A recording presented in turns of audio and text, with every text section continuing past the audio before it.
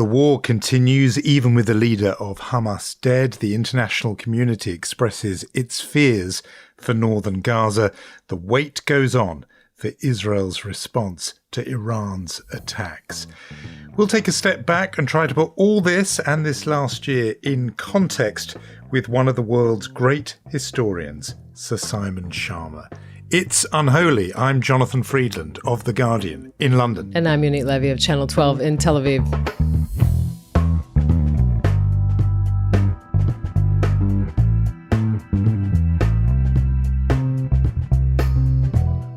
It's unholy. I don't know why. I mean, I think I do know why, Jonathan. This kind of holiday season feels a little bit, I don't know, discombobulated is the word that comes to mind, right? Maybe it is just the fact that everything is intertwined with Memorial Days, maybe because the news doesn't stop spinning, even though it's the holidays, and usually it's that moment when we need to sort of recharge and, take time off. It is just a very strange holiday season in many ways. And of course, Israel, as you said, is preparing for its retaliatory attacks against Iran after October 1st and Iran attacking Israel. So that is where we are. But maybe we should talk about something else entirely before we dive into all of the news that's been going on. I don't know. What do you think? We should. I mean, it's absolutely a sort of sober time because as we're speaking Wednesday morning, we're building up to the eve of what will be the Hebrew anniversary on the Hebrew calendar. Jews are preparing to mark the festivals of Shemini Atzeret, Simchat Torah. This is where the Hebrew calendar, which people are not familiar with this, it moves from year to year. It's not the same as the secular calendar. This is the anniversary on that Hebrew calendar of the October 7 attack. So that point you're making about how the holiday season has been completely coloured by the anniversary, that's really especially true because it's kind of bookended by it, because we are going into that extra layer of commemoration. But you're right. Let's think and talk about something else, which has been the task of this holiday season. People trying to either distract themselves or find joy in the gloom. And one method we've heard from lots of people over lots of sort of festive dinner tables, people have been talking about a TV show. And it's meant to be something which is meant to be fun for Jews, this show. It's called, and I think a title that the writers, if I were them, would have slightly regretted, because it's called Nobody Wants This, which isn't a great sell. But go on, I've seen about 3 or 4 episodes. What have you done? First of all, why don't we tell the truth to our listeners? I forced you to watch 2 or 3 episodes so we could talk about it on the podcast. After seeing 1 episode, I was like, we have to talk about this, so you have to watch it.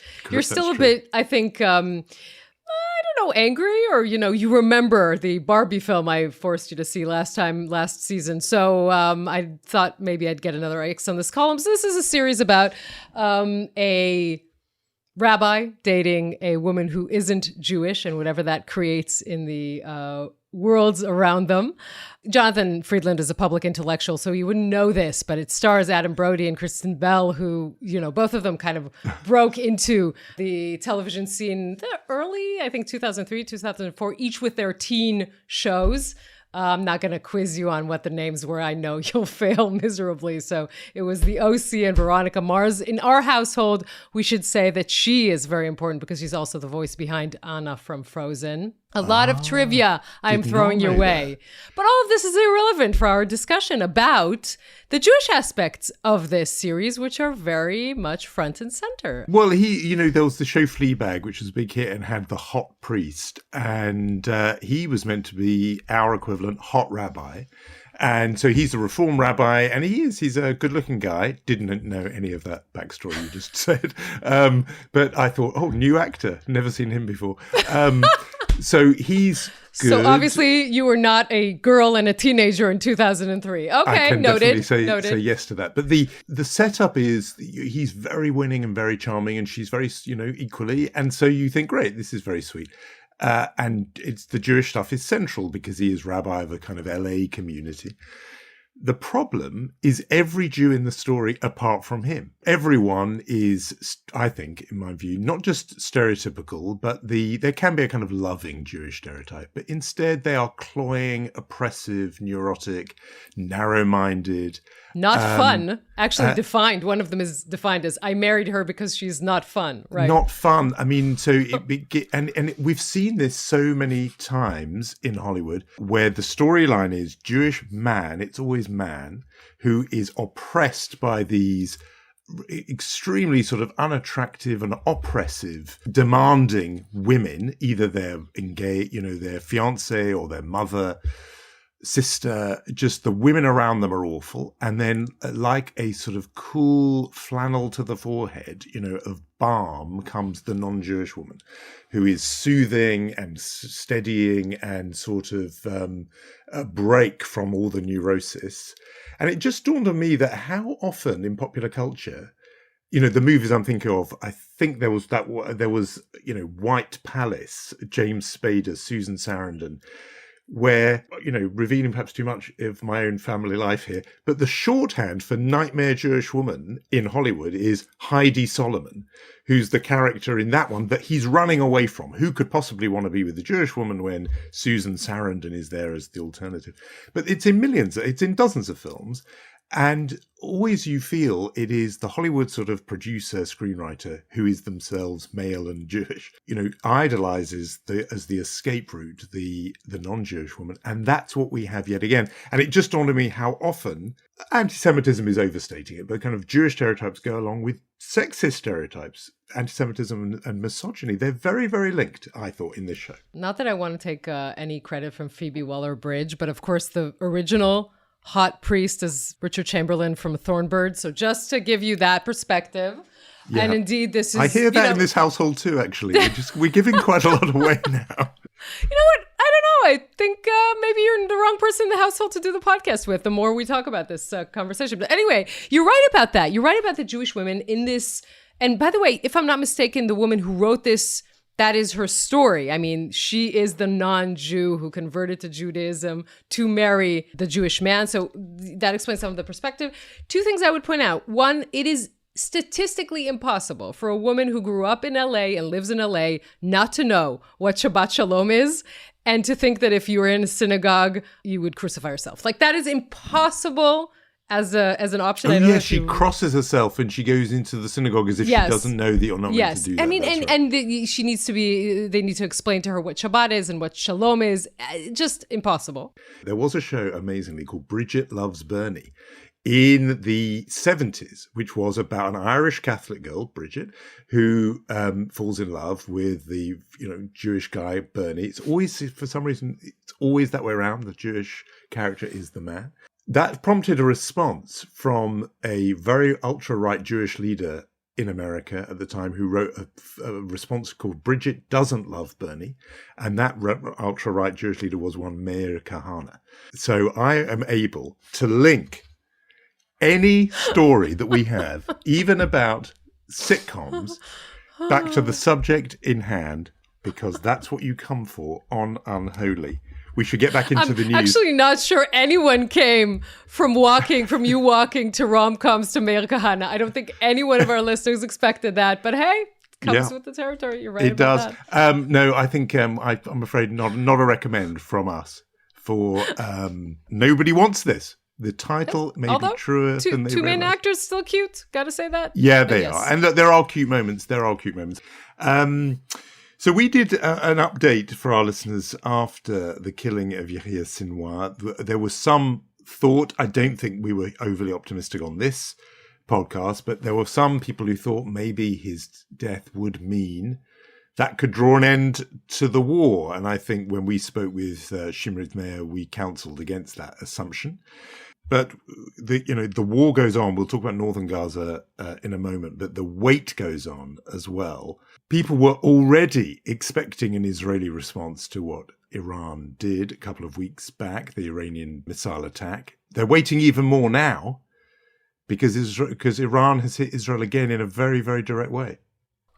First of all, they are waiting, as you said, on October 1st. We'll remind our listeners that Iran attacked Israel with 180 ballistic missiles. And since then, it was pretty clear that Israel, as any sovereign nation, will have to retaliate. What we have seen in the last couple of days is Hezbollah, the proxy of Iran, managing to launch a drone attack against the private residence of the Israeli prime minister in Caesarea. Now, this is a serious event, not only because they actually managed to attack the building. No one was there at the time. The family itself are unharmed. But the fact that they know so much and have managed to gather so much information, and also are signaling that they are willing to hurt the top officials in the country, is something that is worrying, is something that a lot of the top brass here in Israel are concerned about. Besides that, we should also say that there have been leaked documents of what Israel is preparing, this attack. This has created a bit of a, problem for Israel because these leaked documents, again, a question, who leaked them, how. There was talk about whether this was someone from the Pentagon itself that had, issues with what Israel is doing in Gaza. The Pentagon is saying it's not from there. But whatever it is, it does show that Israel is preparing a serious attack against Iran. It also shows that the information has been shared with the United States and, as we see, not properly guarded. But that is where we are. We are still at a point in which Israel, as we are approaching the end of Sukkot, Israel is planning on this retaliation, and Iran itself saying, if that happens, we will strike back. So right now we are yet again in a holding pattern. Yes, and Joe Biden, when he met with other international leaders, said, I know when and how Israel plans to respond. I have wondered myself, no evidence for this, but I did just wonder if the leak of those plans did somehow then affect or derail the timing. As you say, the speculation about why they would have been leaked and what would have motivated the leaker has been, fairly intense.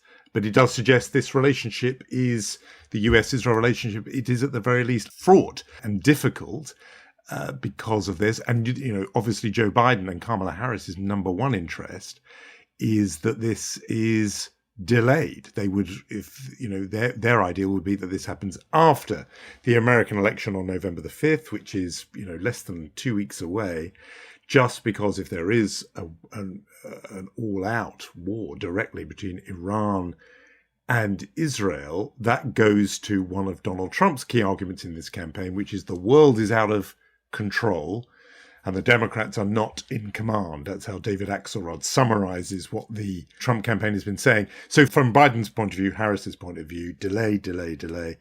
As you and I speak now, we're still waiting. Yeah, indeed. I would just point out two things. One, the United States sent the THAAD missile system to Israel to help with its protection. And the other thing to note, obviously there is actually in this specific area, heightened cooperation between the two states in an attempt, as you say, yes, to prevent a breakout of an all-out war, which is bad and probably inconvenient for people running for president. But yes, I think that, as you say, we are at this point waiting. And when we say waiting, it doesn't mean that Hezbollah is not attacking Israel. Just yesterday on Tuesday with 140 projectiles doesn't mean there weren't sirens in central Tel Aviv and central part of Israel this Wednesday morning. So when we say holding pattern, it doesn't mean that nothing is happening. It just means that we are still waiting for the big thing that might happen in the coming days. And the war between Israel and Iran's proxy Hezbollah there's been no let up in intensity in that at all. Israel still pounding areas south of Beirut, Dahia and the Rafik Hariri hospital. That obviously made lots of headlines, but particularly as well this targeting of Hashem Safiuddin, longtime Hezbollah operative and leader. And some had said that he was obviously lining up to be the successor for Hassan Nasrallah, who was killed by Israel earlier, 3 weeks ago. So the war itself on that front is as intense as ever. It's not as if this waiting means there's a pause. As you say, it's been ongoing.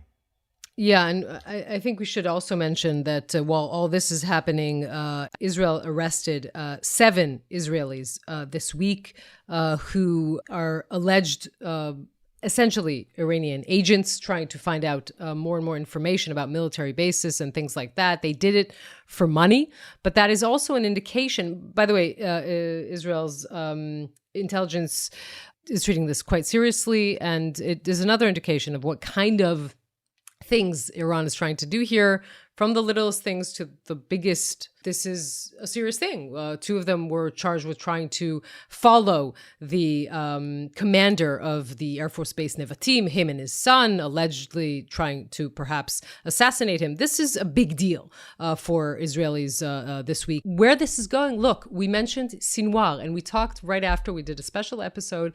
This could go in two directions. One is to say, Nasrallah is dead, Sinwar is dead, the biggest enemies, the most formidable enemies that Israel has in this area are gone. Let's use this to find a way out, to get a deal in the north and in the south that will allow for the return of hostages, that will allow for people to return to their homes in the north. Evacuees have been tens of thousands far from their home for more than a year. That is one way. The other way to go is to intensify everything.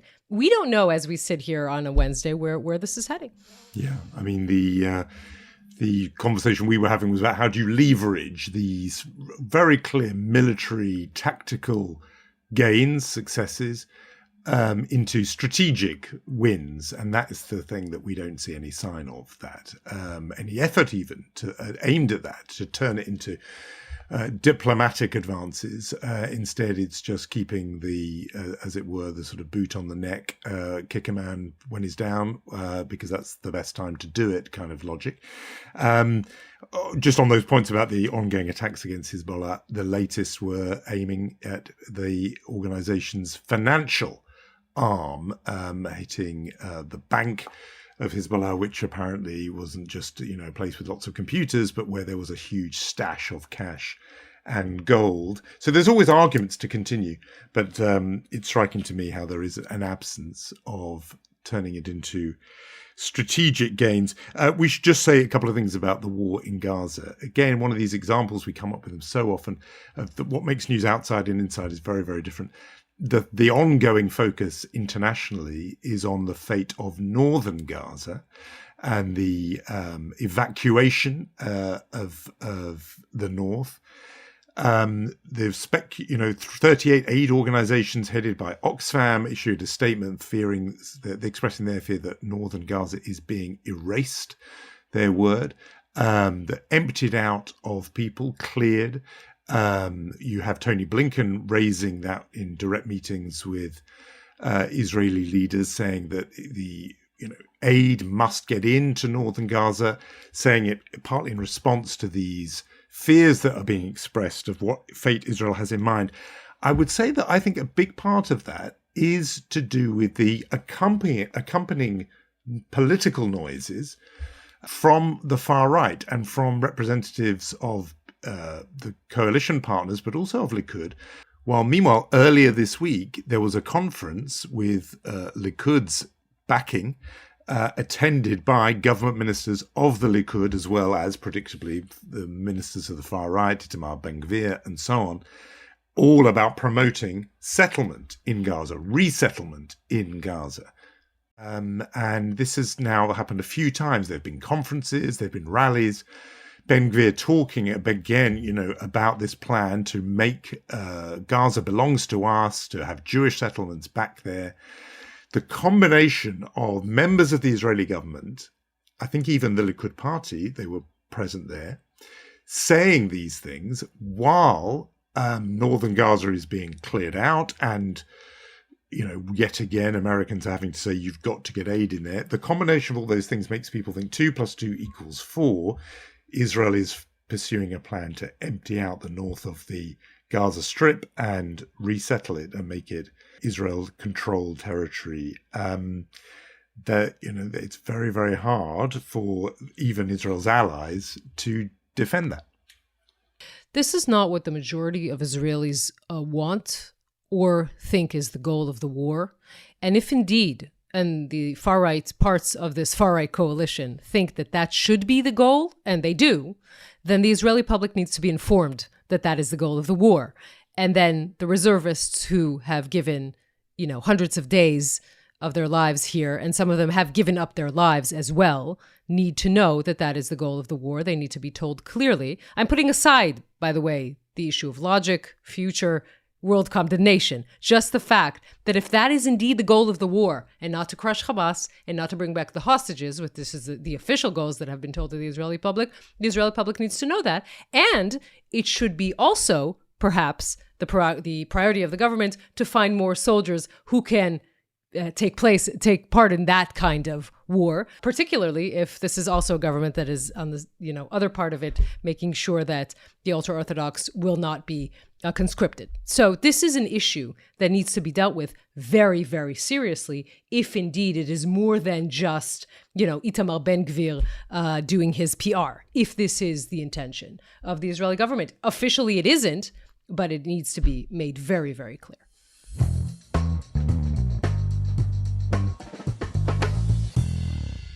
So as we said, we are at the precipice of the Hebrew anniversary for October 7th, and we wanted to try and figure out how this tumultuous year fits into the larger picture of Jewish history. And I think we have a perfect guest for that.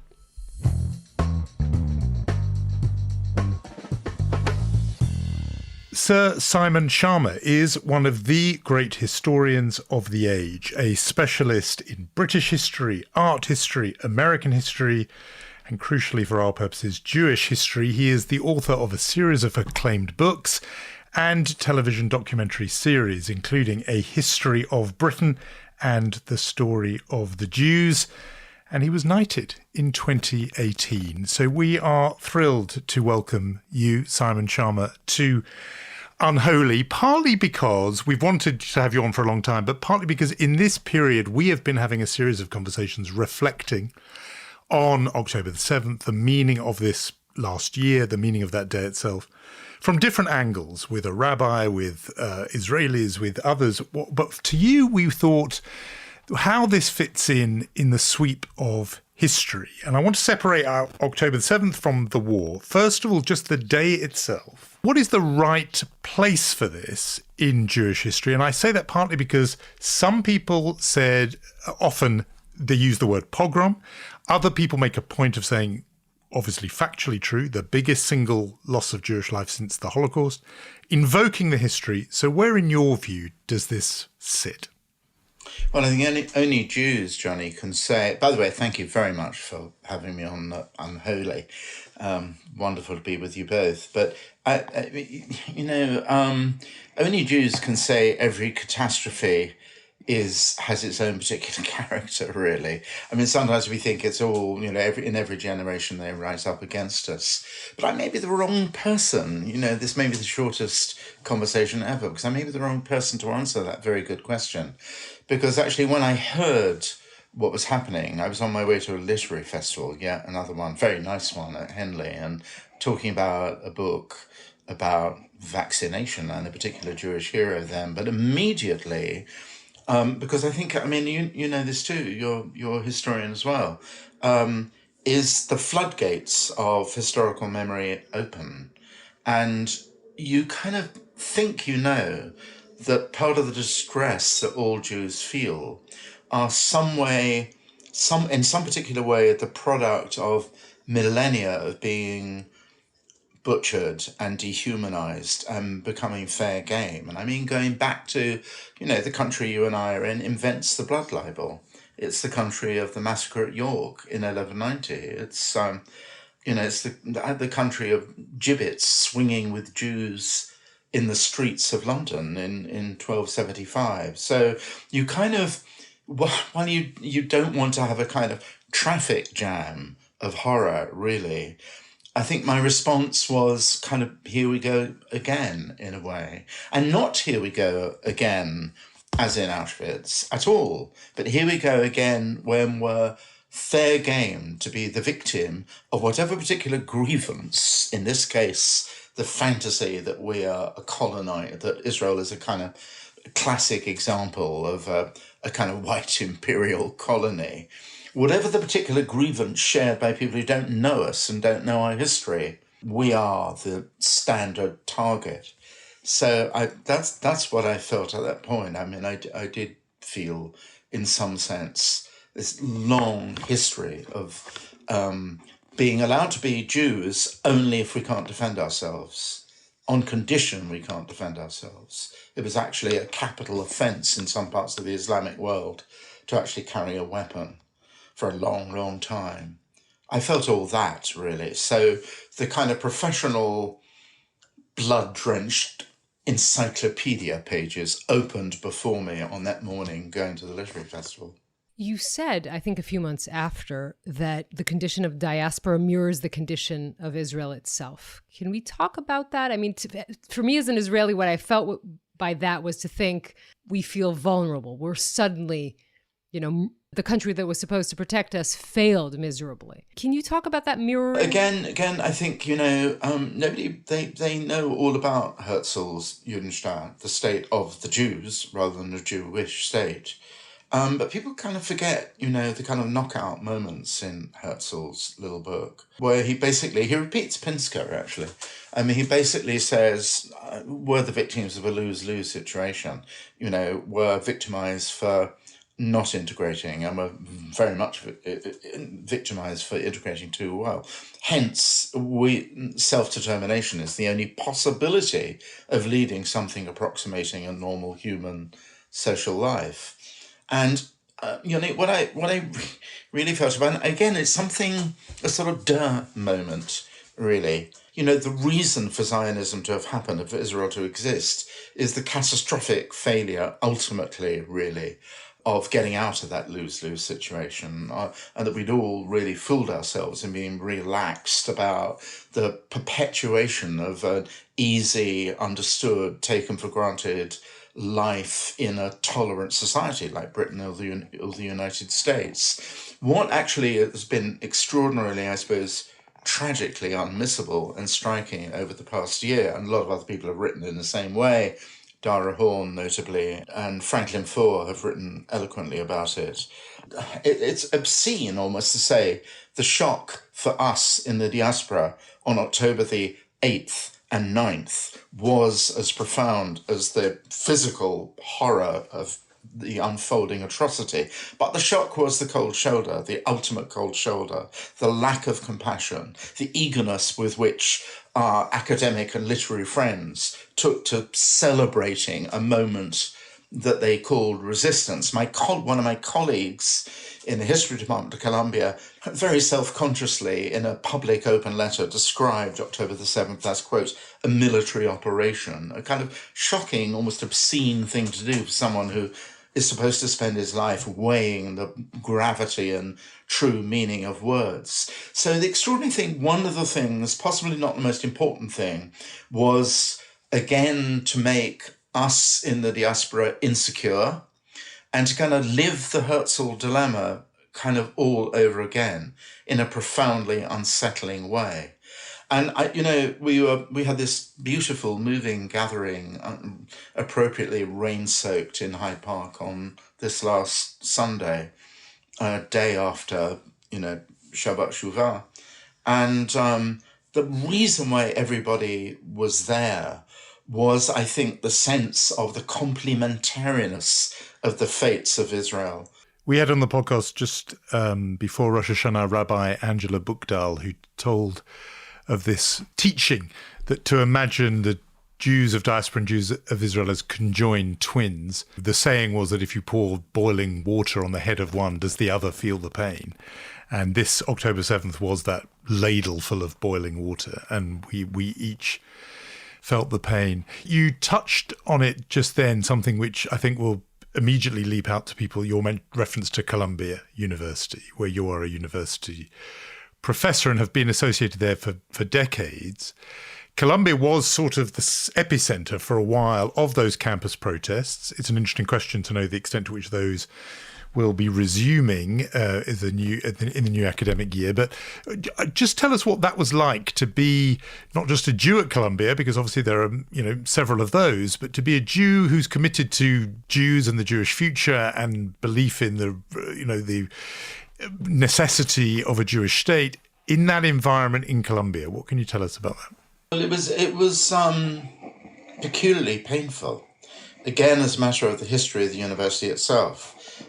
Columbia University was, along with other Ivy League colleges, not, let's say, excessively warm in its hospitality towards Jews in the earlier part of the 20th century. I'm not sure if it had a quota as Harvard did, but I kind of think it might have done.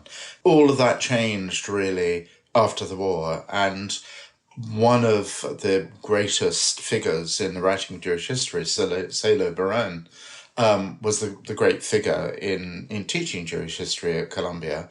And Baron, 18 volumes of religious and social history. None of us will ever want or manage to encompass that. Was famous for actually complaining that Jewish history was, as he memorably put it, lachrymose history. And actually the 2 volumes of Jewish history I've written, now working on the third and last, were a kind of, I suppose, a tribute really to the mission of not reducing Jewish history to a highway to the Auschwitz crematorium, but actually celebrating and offering moments of great Jewish richness, whether it's, poetry of Yehuda Halevi or Moses Mendelssohn's belief in the virtue and longevity of the Haskalah, and so on and so on. And I suppose I've been procrastinating about writing 3 because it seems to me very difficult not to have one's tear-drenched moments, and particularly so now. So all I'm saying, but not just a matter of actually people formally Formally doing Jewish history at Columbia, but also a kind of incredible tradition of people think of Lionel Trilling and so on and others, tremendous tradition of Richard Hofstadter and so on, embedded in the late 40s and 50s and 60s in the life of Columbia University. And then to really have marches and those in encampments really describing Zionists, euphemism for the rest of us, as Nazis, as the modern Nazis. It was kind of profoundly, excessively, incommensurately upsetting and distressing. And it was I think that what happens, you both know this, I'm sure, when you have an emergency, and it was a pedagogical as well as human emergency, you actually stop thinking about, oh, woe is me, what has become of the great Jewish tradition. My colleagues who teach Jewish history more institutionally than I do were having undergraduates terrified coming to them and discovering swastikas in the corridors of their dormitory, being violently verbally abused, being, they would go to Hillel, but they would come to our building almost as a kind of sanctuary, really. And this was inconceivable to me, really. Very, very upsetting. And that went on a long time. And they were prevented from going to classes, or some of them were pulled out of classes, and so that they could identify themselves as, an accomplice or participant in this colonial imperialist exercise by people who were ignorant of Jewish history, ignorant of what Zionism really means, ignorant at the heart of a great university. Yesterday, surprise, surprise, there was a verbally violent demonstration again, celebrating October the 7th. There were the usual awful things, images of paragliders, celebrations of Hamas and Hezbollah, and so on. And there were, if you look at it online, very movingly, 2 young women students just standing at the heart of this surge of hatred, draped in the Magen David, in the Israeli flag, just standing there, quiet. And there was something so powerful about their statuesque dignity that actually the surging crowd did not actually assault them either verbally or physically, but simply moved round them. And I thought, how brave, how grown up, how admirable, how magnificent that was. As someone who has that perspective, and you mentioned the story of the Jews, I'm kind of curious, since volume 2 of your magnum opus ends at the year 1900, how difficult it is for you to write the 3rd volume, because you always put the emphasis on the triumph and not only the tragedy, right? On the life and not only the death. I'll tell you, I knew exactly how I was wanting to start volume 3. In this sort of sneaky way, I was going to start with the Karaite Feitlovich discovering the Falasha, discovering Beta Yisrael in 1903. First of all, I don't want to make the whole Mizrahi Sephardi experience much more central to the whole book. It will be, in fact. So I was going to start deliberately, either an act of whimsical cowardice or clever originality. But I wanted to start somewhere slightly improbable. Could not do that after October the 7th. So it necessarily begins with a report from now. Much of the things that we've been talking about. It actually begins. I have written the early bit. It begins with a conversation with my mother, I think 20 years ago. And I phone her up, as Jewish boys do. Hey, Mum, how you doing? How should I be doing? Terrible. And the terrible answer was, of course, some headstones have been vandalized in the Jewish cemetery. I think it's St. Newington. And she said, it's starting again. I said, ridiculous. There are Nazis all over them. They're tiny. It's not a British thing, really. And she said, no, mark my words, it's starting again. And so I thought about that conversation. I remember it almost word for word. I think I do. So that's the way it starts now. And then it becomes a kind of report from today. You wear so many hats because you write history books. You're a television, documentarian, historian. You also do write about current events, and you do that with a particular perspective. Your essays appear in the Financial Times and elsewhere. You're also quite active on social media. You're in the debate. You're in the now. Your position before October the 7th, I think it's fair to say, was a kind of quite classic, peacenik position in terms of Israel. Classic in the sense of Yitzhak Rabin, sort of two states, and that broad area. A lot of people after October 7th found themselves shifting. Just judging by your sort of tweets, somebody could think your position had hardened in the last year. What's happened to you in terms of the now in the last 12 months? It's a nuanced thing, really. I've been a two-state unequivocal Zionist since I was in Habanim, so since I was 15 years old. Certainly since I took a walk one day in the afternoon, taking some grapes up to a Druze village from Bet Emek, and came across ruins, which I thought were ancient ruins. And of course they weren't ancient ruins, they were ruins from 1948 of an Arab village. So I still believe that true, but I feel it's an indecency to lecture Israel, anybody, my own family, or anybody else that matter, on the two-state solution is the only future you can possibly have to stop the cycle. It's, for me, sitting in London or sitting in New York, it's an indecency to do that. My own personal conviction, long after I'm gone, I think, is I do still believe that. I don't see, in Beira, I don't really see. I think one of my family did say, "Oh, you're out of your effing mind, really." When it's bad enough. Look what's happened to us on October the 7th. What the hell do you think will happen to us with the Palestinian state next door? And you can't really say, I high and mighty from my remote, perch, need to persuade you right now of the urgency of this. You cannot possibly say that and live with yourself, I think, really, with my nephew's children all in the IDF.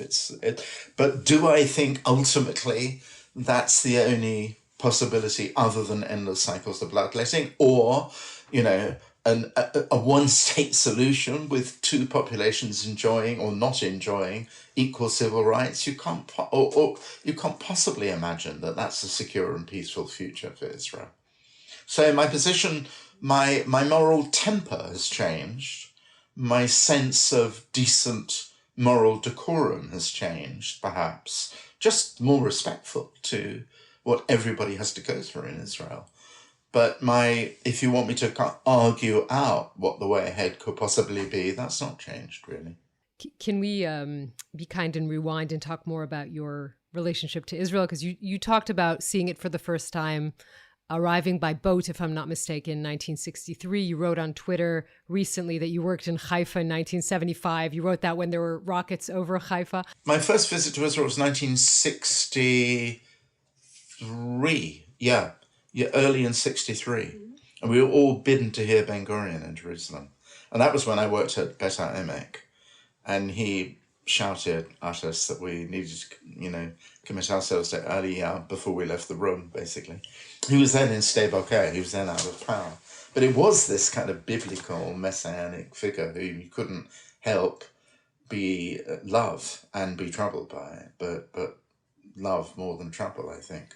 So I knew Israel in those days, and it never occurred to us that the likes of Menachem Begin, we were Habonimniks, we were little lefty Zionists. Menachem Begin, was thought of as a kind of crank demagogue, really, the relic of Beitar.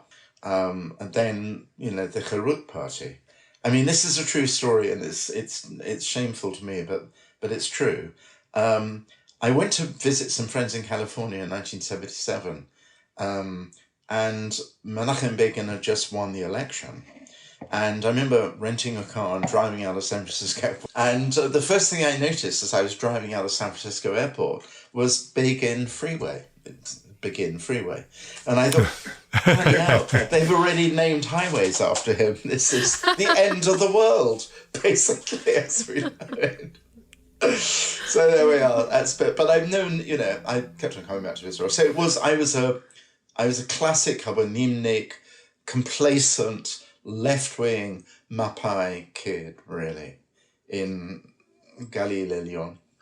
And I know that countryside. I mean, we used to, between Akko and Naharia, knew very well, and all the way up to the border. So I feel what's happened to it profoundly and exactly and topographically. I know you don't like these games where we ask you to be the historian with the big sweep, but I want to ask you about this thing, which is, guest on this podcast more than once, New York Times columnist Tom Friedman has made a point of writing about Benjamin Netanyahu that he's not just the worst leader in Israeli history. He makes a point of saying he's the worst leader in Jewish history, and that he will be remembered that way. And obviously that will, wound Netanyahu himself, who's very conscious of his place in Jewish history. Some would say even kind of obsessed with it, son of a Jewish historian, and so on. Compared to who exactly? We have a cornucopia of heroes and a cornucopia of incompetents and a cornucopia of villains. Who exactly did he have in mind to compare Benjamin Netanyahu to? Even if we say the wickedness of Netanyahu is about personal self-preservation and about, escaping a slammer and his legal problems and anything, he'll do absolutely anything to stay in power. It can't be certain, really. I mean, the notion that the war is being continued entirely as a matter of kind of personal self-protection. I mean, we can have an argument about actually the way he's totally unprepared to consider a ceasefire which might deliver the hostages, and prepared to prosecute a war without bothering too much about what the exit strategy in the end game is. There we can absolutely say that as long as the war goes on, he's unlikely to suffer the slightest threat of being deposed from power. That we can say. There is nothing that he does could possibly be in the interest of Israel. Even I, a constant and ferocious critic, wouldn't go that far, I have to say. I just wanted to ask you, almost because I think there will be students at Columbia, including Jewish students, who will come to you with your knowledge and authority and say, I'm seeing these pictures on TV and on social media of up more than 40,000 dead in Gaza, and I don't know how to square that with the attachment that my parents and grandparents say I should have to Israel. I'm imagining the young Jewish student in their first year at Columbia, surrounded by, the protesters and everything. What do you say to that person? How do you yourself make sense of this terrible, tragic loss of life? And how do you take that with you as we mark this season of mourning, whether it is the secular date of October the 7th, the Shemini Atzeret, the day in the Hebrew calendar, just how you make sense of it all yourself? Well, I would say sit down, let's have a think about it. The war is a calamity for two traumatized peoples, Palestinians, under the iron grip of Hamas, and for us and for Israelis and Jews, and it's taken a horrifically brutal toll. But the notion really that as catastrophically awful as the figure of 40,000 is,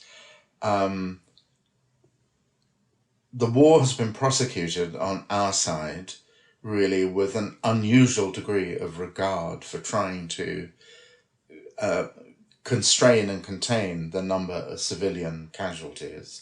But it's been unbelievably difficult to do that because of where Hamas has knowingly chosen to place its weapons of destruction in schools, amidst civilian houses, in mosques, and so on.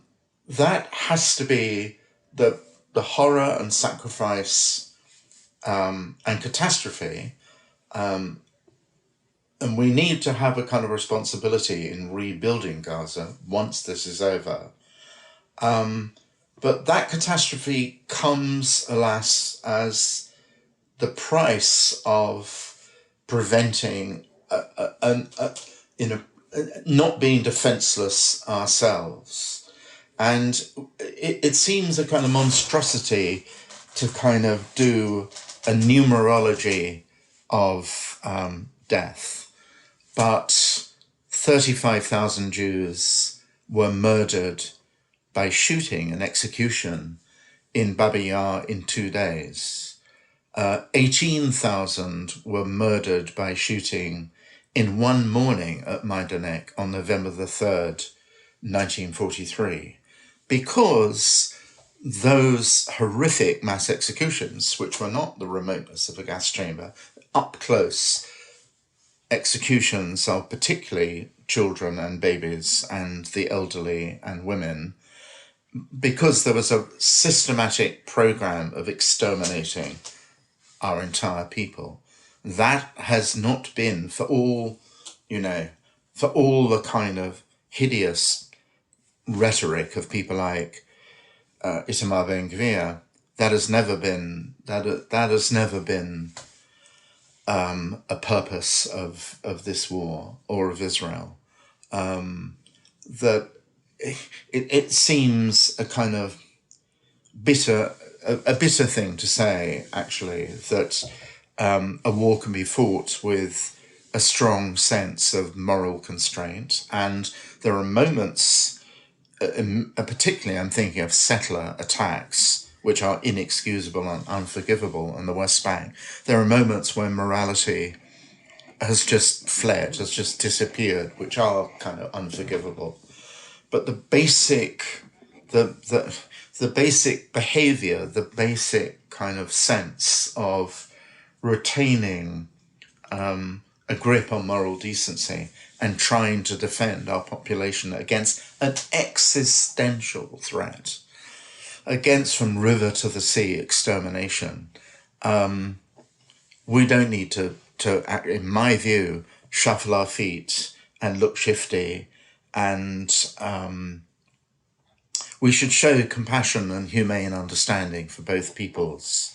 But we don't need to surrender to the notion that we're behaving like the next generation of Nazis. Anybody, it's important to stand up and refute in the most unequivocal and adamant terms that kind of hideous demonization. So it's a, chazak, v'nit chazek kind of moment, really. Enough with the shame. How do we not become despondent when you look at the arc of Jewish history, right? I don't want to use that Woody Allen joke of they tried to kill us, they failed, let's eat. But that is what it feels like. And to us, it felt so terrible this year, right? That you think of what we say in Pesach, Bechol dor vador omdim aleinu lechalotenu, right? Every generation, they try to kill us. And you think, okay, I learned this as a history story. I didn't realize someone was trying to prepare me for something. And obviously they were. And I wonder, out of that darkness, and again, we are in the week in which we commemorate a year after this, how do we manage as Israelis, as Jews, to rise? What do we say to ourselves? This won't ever happen again? We know that's not true. So what do we say to ourselves? No, we don't say that. I mean, there has also been over the longest time inadvertent, I won't say exits, but inadvertent possibilities. And the one that is almost inadvertent now, which was dramatically suggested by something extraordinary, namely Jordan being prepared to shoot down incoming missiles from Iran. The inadvertent thing is, which is none of our doing really, is the kind of bitter ferocity, animosity between Sunni and Shia Muslims has produced a kind of informal and not necessarily so informal quasi-military alliance between Saudis and the Emirates and Bahrain, but it's also, has everything that's happened meant that Jordan and Egypt have torn up the peace treaties? No, they absolutely haven't. So curiously, there is a kind of space in which Israel has found a place of quasi-normalization in the region. This seems like a pipsqueak of optimism, but it's not a negative thing. And I was just talking to someone actually who was in touch with the National Security Council in Washington, all the names of which have to not be said. And he said people barely know the extent, actually, of the degree of the active mobilization of American forces after October the 7th and ever since, particularly naval in the Mediterranean.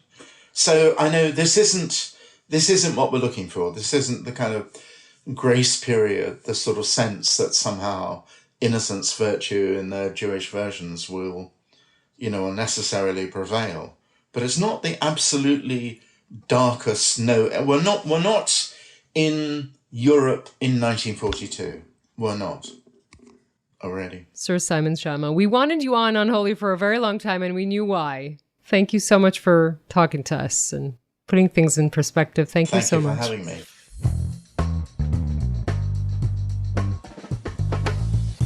He just knows so much, Simon Schama. He's just got this huge amount of knowledge in his head. And you know what? If we had done this about the Dutch old masters, it would have been 3 times as long. He knows everything about them. It could have been about Saxon England. He knows all about that.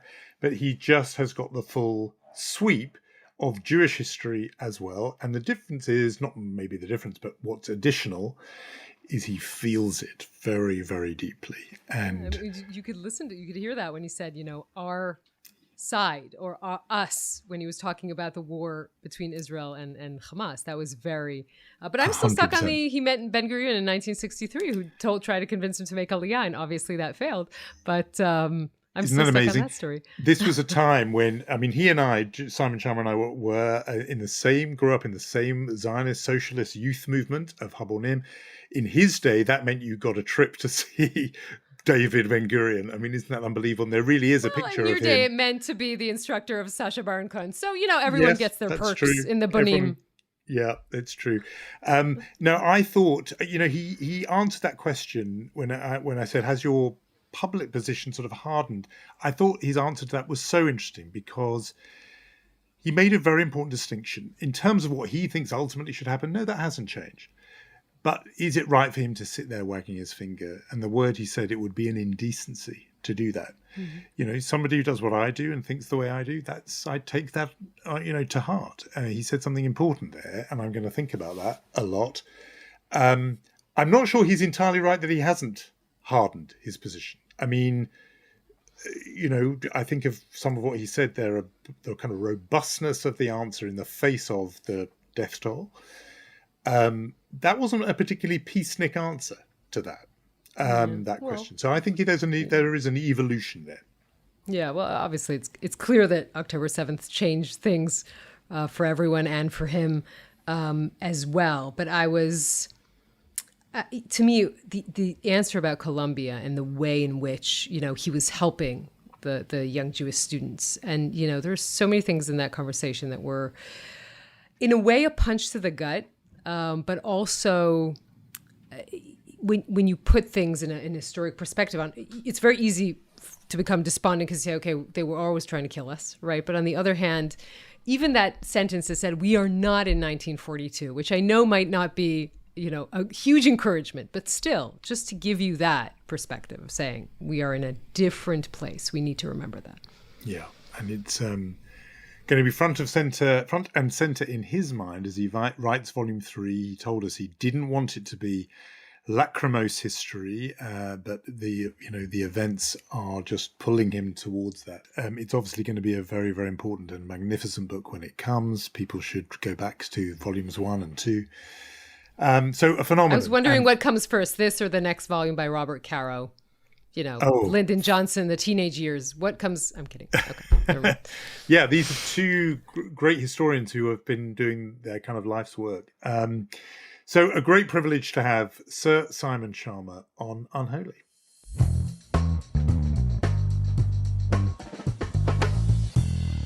So, Jewish holidays or not Jewish holidays, tradition is tradition on this podcast, and we're going to give out some awards this week. Let's start with the chutzpah. We have talked about the fact that there have been so many Memorial Days.